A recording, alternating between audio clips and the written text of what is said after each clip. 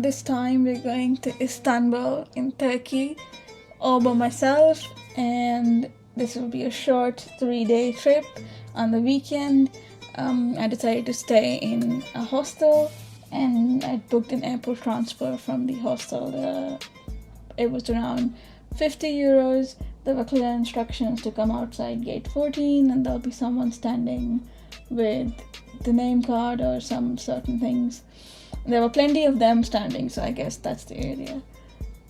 The vehicle that they sent was quite big. I think it's very cheap to get if you're coming as a group. It's better to book from hostel. It's just very comfortable. There was water available. The driver was very nice, and it's more than an hour long journey to get to the central. The hostel I booked was Cheers Hostel. It's ideally located right next to Hagia Sophia. They also gave in the beginning the map of Istanbul, just explaining where to go, what to do in these 3 days. They also offered some Turkish tea, which seems to be a very common practice in Turkey, based on their hospitality. If you buy or if you don't buy stuff, you will still be offered tea or Turkish delight, which is a very, very nice gesture. The hostel suggested a restaurant for me since I reached in the evening, so I was looking a place to have dinner. So I went walking around the street. They suggested Turgut's restaurant, which was quite more expensive, is what I figured out, compared to the other places, which also had similar tasting food. But what was good about that place was they had music stuff going on. There were people dancing around, that they involved me as well in it, which was very, very lovely. Very attentive people. The Turkish bread was complimentary, the tea was complimentary, in the end baklava was complimentary. So I just paid for one dish, but that was around 33 pounds. You can use 3 currencies there. You can use either liras, which is a local currency, or dollars or pounds. All 3 are acceptable, but I think it's still better to pay in the local currencies, because that's just adds up to be cheaper. There's no conversion rates then. Overall, even the showmanship was quite impressive.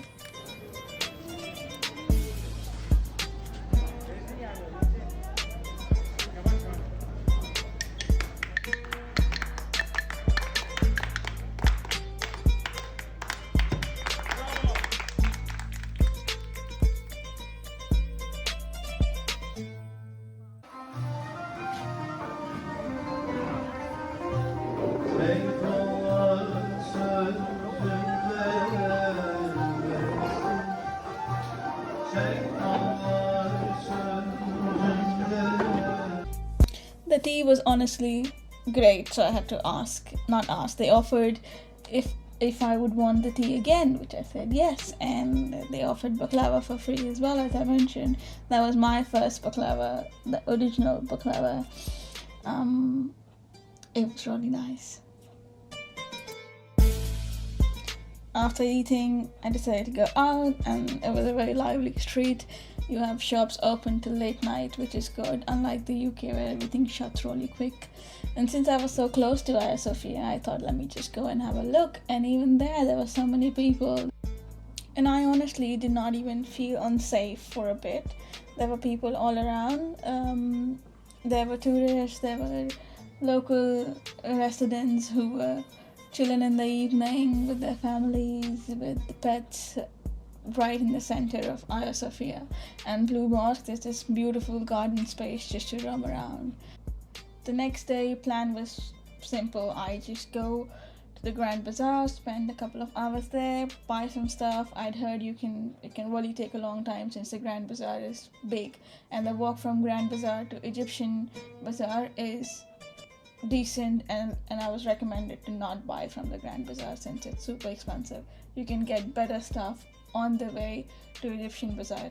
So that was the plan. I left early in the morning, but before then I thought I should again visit Hagia Sophia because it's beautiful, it's grand and lovely. And it was empty in the morning. There was only me and the stall guy just setting things up.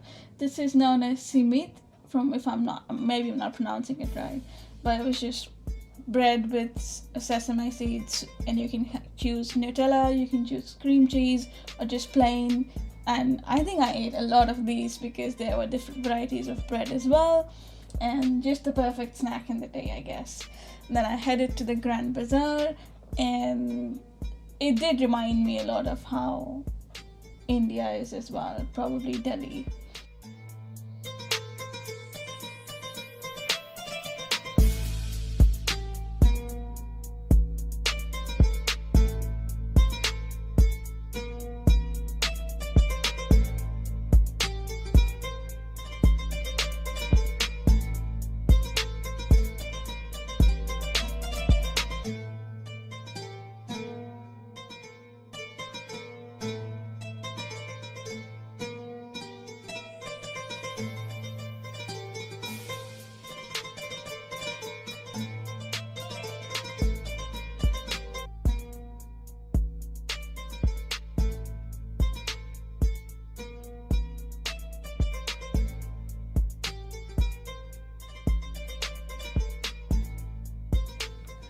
I honestly went at an early time, so it was pretty good for me. But even then, the heat was taking over. You had to bargain with them a lot. And me being Indian, they would call out movie stars, Bollywood names just to catch your attention, just to bring you in the shop. And once you're in the shop, obviously they make you seated, they offer you stuff that you actually compel. You feel like you should buy stuff, or you feel bad for just eating and drinking just for free. That's the Galata Tower where I did not go because it's the other side of Istanbul. I stayed in this side, but the walk was so tiring till the Egyptian market. I thought to go back then because of how tired I was. And this is the 300-year-old Turkish bath, which I did try later on my trip. It was so hot. It was around 2 p.m. or 1 p.m. I just couldn't take it. So I went back to the hostel, slept in the afternoon. Turns out everybody was sleeping there because you could either go out in the morning or in the evening. That's the best time to go. Afternoon is just peak of being hot. You can't. So in the evening, I left again, had my favorite snack.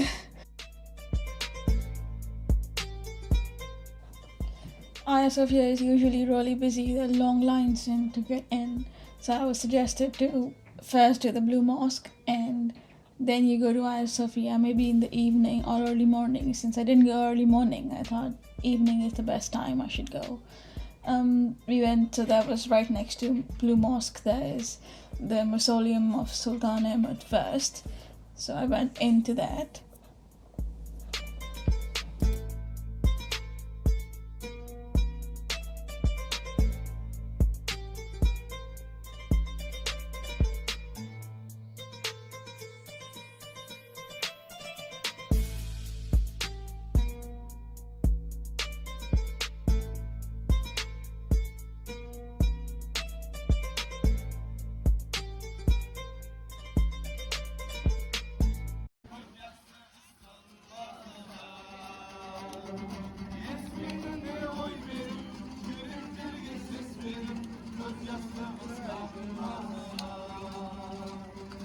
Blue Mosque's entrance was quite confusing, but eventually did figure it out. It was from the side. Couldn't do much in the Blue Mosque, but I think the best part was looking the big dome from the small doors as you keep walking, and then you see this small peak of this giant building from inside. So that was nice. I think the inside bit only people who were praying could go in. So, well, it was so beautiful to have a look. One thing I really have to mention is the food in Turkey. It's just, no matter where you sit, a cheap restaurant, expensive restaurant, everywhere, food was amazing. The big line you see is for Basilica cistern, which is an underground water supply system. I had gotten my ticket already from Get Your Guide, so I didn't have to stand that long in line, so I suggest you do that. It was a beautiful looking water system. The color, the lights, even the way it was constructed. It was built in Byzantine time, in the time of Emperor Justine I, and there's a head, one of the columns of Medusa, which is believed to have been built in the Roman time. And it is said, which the guide told us, the Medusa head is still not kept in the straight form because of the belief of you can't look at a Medusa's face. Quite interesting. And at its own time, it should provide water for large part of Istanbul. I then headed to Hagia Sophia because it was time, and as you can see, there were very less people by then. You could get the ticket, but again, I took it from Get Your Guide, much easier. The building from inside, that was my first time entering any mosque. That was also the prayer time in the evening, so the downstairs was locked out for prayer. We were allowed access on the top. You need to have proper dress code for entering Hagia Sophia, since it's also a practicing mosque right now. Your head should be covered. You can get scarves on the street, but I suggest get them of your own, because sometimes the sellers are mugging you off, so you wouldn't know the right price. It was also prayer time that time, so I got to see that as well. Did you know that Istanbul was once Constantinople and Hagia Sophia was once a church? And you can still see the remains there, and it's the mosaic of the whole print.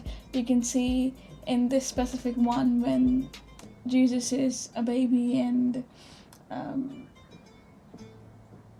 they're presenting the idea of the town and the church to Jesus. Beautiful. I was honestly really upset that this was going to be my last meal in Turkey until I go the next time.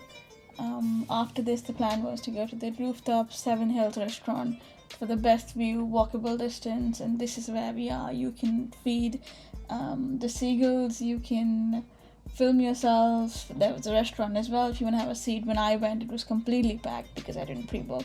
And then before leaving, of course, I had to have this again, and that was my trip. In the end, do not forget to try out this Turkish bath experience. It's 300-year-old. It's also supposed to be one of the top 1,000 things you should try before you die list. Genuinely, it was the best experience I've had.